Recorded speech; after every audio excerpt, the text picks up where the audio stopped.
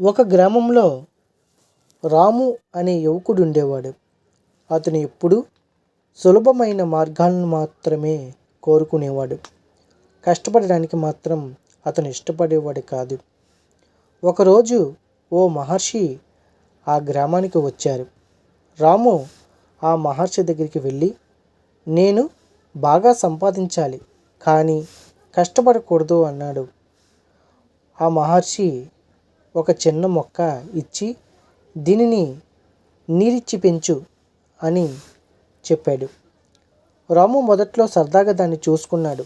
కానీ కొద్ది రోజుల తర్వాత విసుగొచ్చి నీరు పెట్టడం మానేశాడు. కొంతకాలం తర్వాత ఆ మొక్క మాడిపోయింది. మహర్షి రాముని పిలిచి, కష్టం లేకుండా ఏదీ కలగదు. మొక్క కూడా నీరు లేకుంటే పెరగదని తెలుసుకున్నావా అని ప్రశ్నించాడు ఆ మహర్షి. ఆ రోజు నుంచి రాము కష్టపడి పనిచేయడం ప్రారంభించాడు. చివరికి తన జీవితంలో గొప్ప విజయాన్ని సాధించాడు.